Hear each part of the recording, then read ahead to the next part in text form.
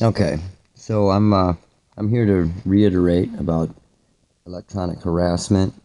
This fungal growth that we all have on us. It's 100% of us, and this fungal growth that we share with Morgellons patients. And hopefully, what I'm going to do here is in one foul swoop, I'm going to change the game of Morgellons as well.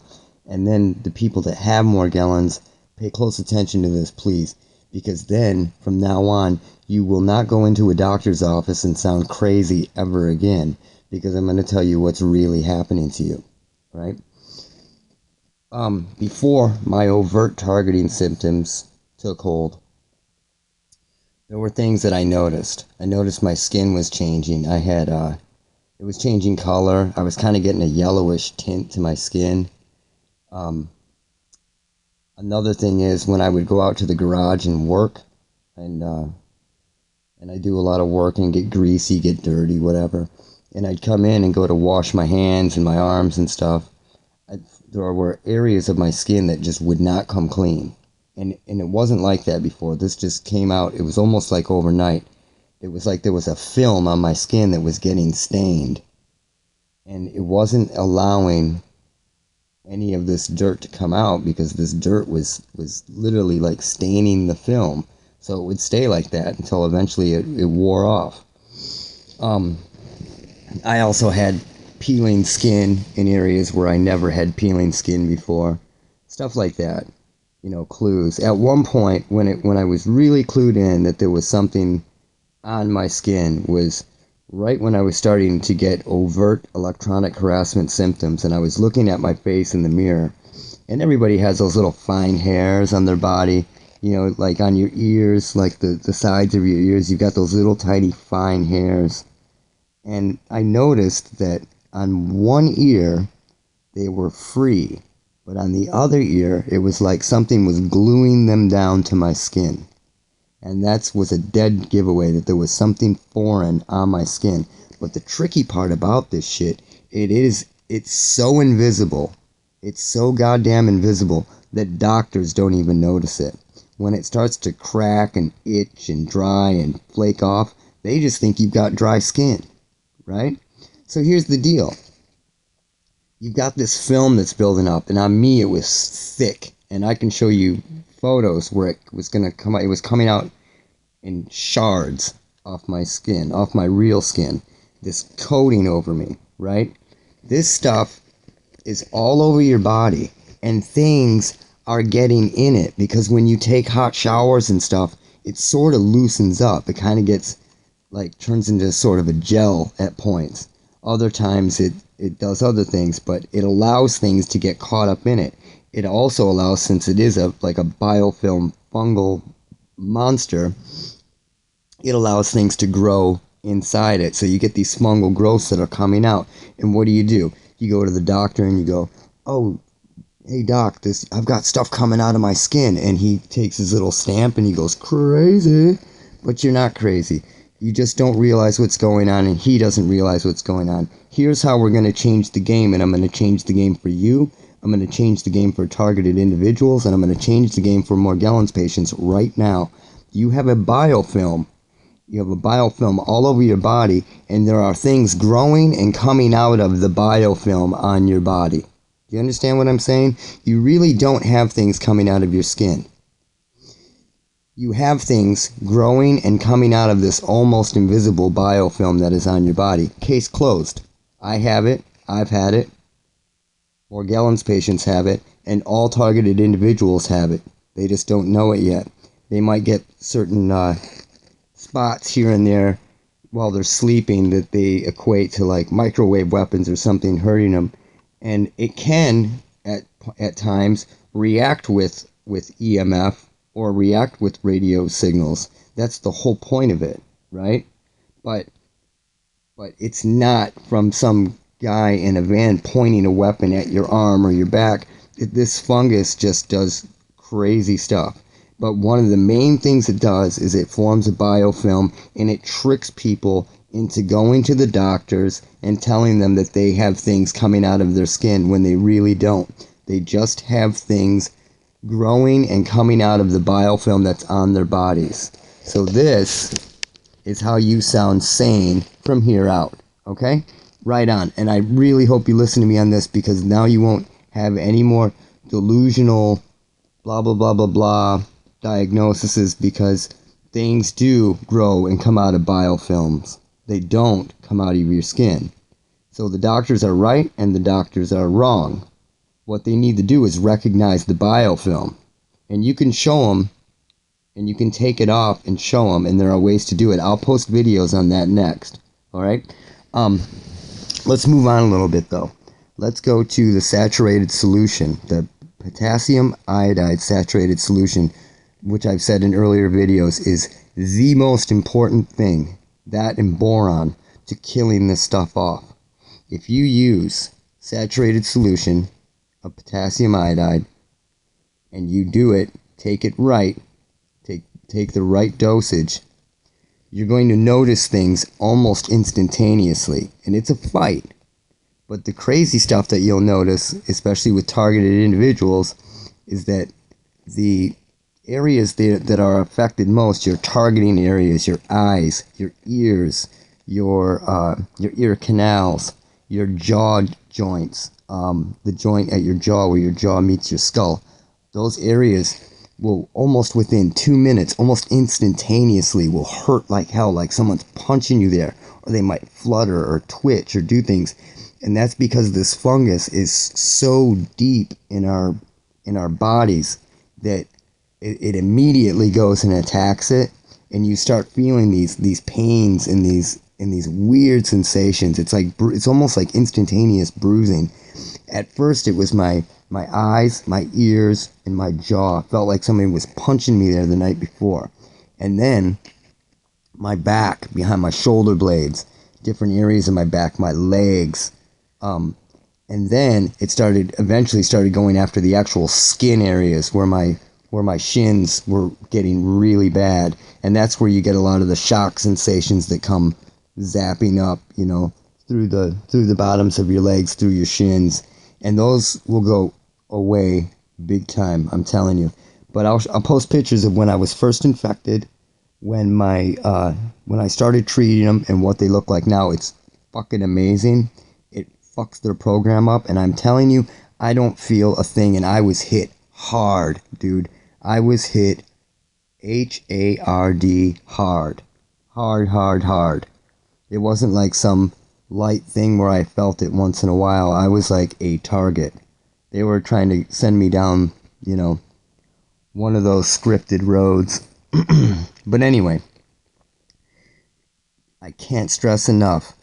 You can't afford to not get the potassium iodide powder, and it's really easy to make. All a saturated solution is when a liquid can't hold any more of what you're putting in. So let's say you take 10 milliliters of water. Don't make too much. Only make a few days worth, a few days worth.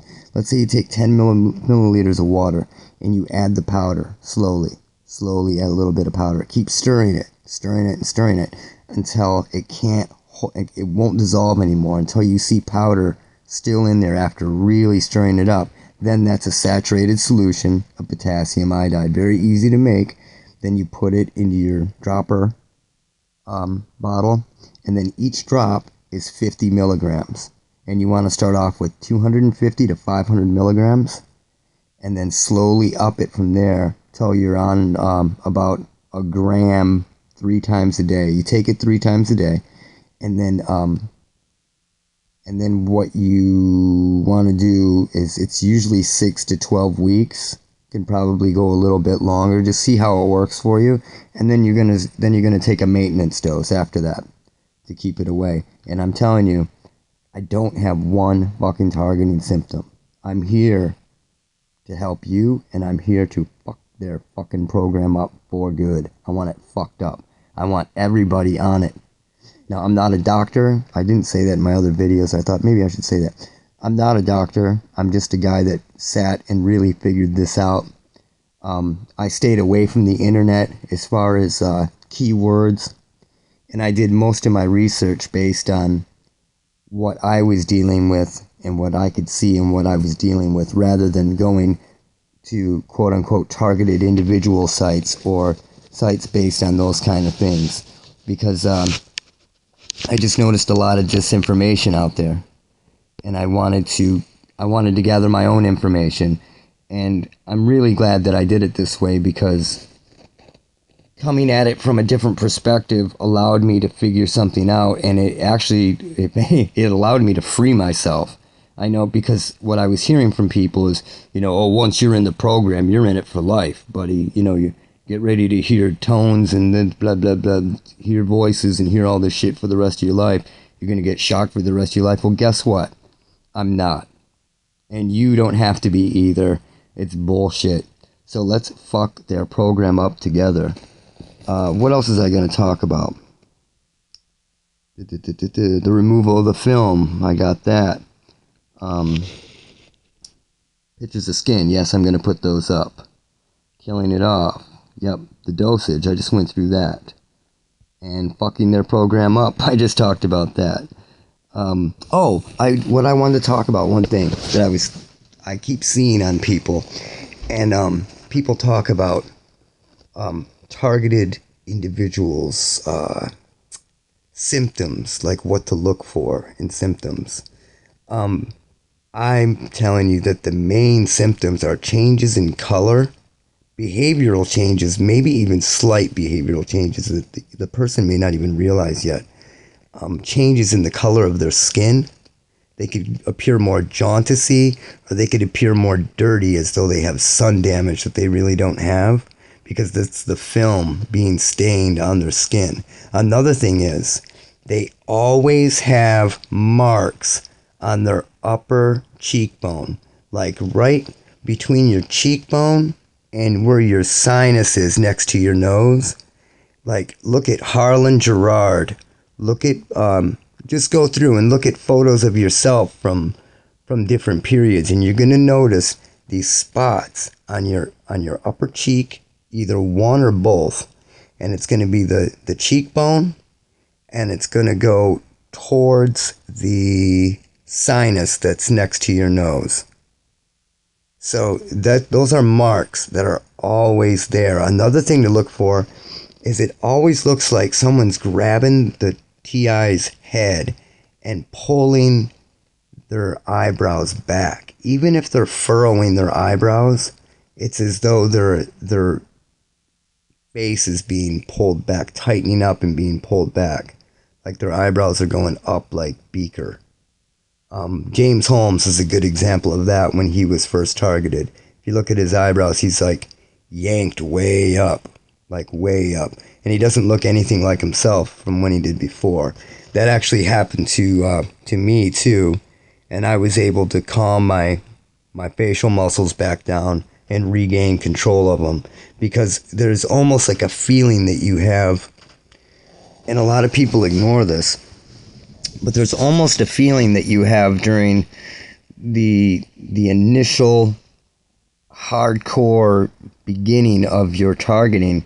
It's almost like you're going through a paralysis, and I really think that there's a bacteria involved with this that's like you're getting hit with, and I looked it up at the beginning because that's what it felt like. It was like botulism.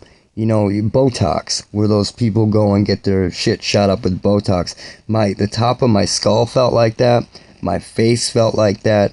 And when I would wake up, certain parts of my body would feel like that. So if you've got like Botox, and then you've got this fungus, there's a lot of pros if you start thinking about what they're trying to do with just slightly paralyzing a muscle. So research that a little bit, but that's just something to think about. It really felt like I had Botox in my facial and in my head and in my neck, in the tops of my arms and some other areas. So that was a pretty creepy thing. I also, and I forgot to mention this to people, but before my overt targeting started, I woke up in my bed one day after working out in the garage, and I came in here and fell asleep, woke up, and my left arm, when I woke up the next day, was completely dead. And I mean dead, like stroke I had a stroke and my arm was dead. Not asleep. At first I thought it was asleep. So I'm sitting there rubbing it, waiting for it to come back. But then something just didn't seem right after I was walking around for a while and nothing was coming back after an hour. It was dead for days. So I started like trying to teach myself how to retie my shoelaces and do all this stuff, and it eventually came back. So that also coincides with the numbness thing. It was really bad. It was really bad. Another thing is I thought for a short period before all this happened, I thought I had bed bugs. But I was the only one in the house getting bit. But I remember in the middle of the night laying there and feeling something like on my arms and like freaking out and slapping it off my arms and thinking there was something crawling on me. So I ended up, I'd have the bites, but no one else had the bites. So I ended up going through and vacuuming out the bed and hitting it with a hot iron and doing all this stuff to try to kill something off. But no one else in the house got it, just me. But then I was the one that really got hit with the symptoms too. So crazy, crazy stuff. But the point being is, I'm telling you, targets and Morgellons victims to use boron, use what I said in my other videos, and use the potassium iodide. It destroys their program. I am telling you, 100%. Still 100% free from this. And people say, yo, you're never getting out of it. You're never getting out of it. Well, I'm out of it. And other than, you know, a little bit of itchiness on my skin still, I am the fuck out of it. So, you know, if I do vanish one of these times, they are probably going to whack me for liberating you. Take care. And I've got like, I swear to God, I've got 300-400 emails or some crap, and I'm going to try to get back to those as soon as possible. And I will, but just be patient. Thanks, guys.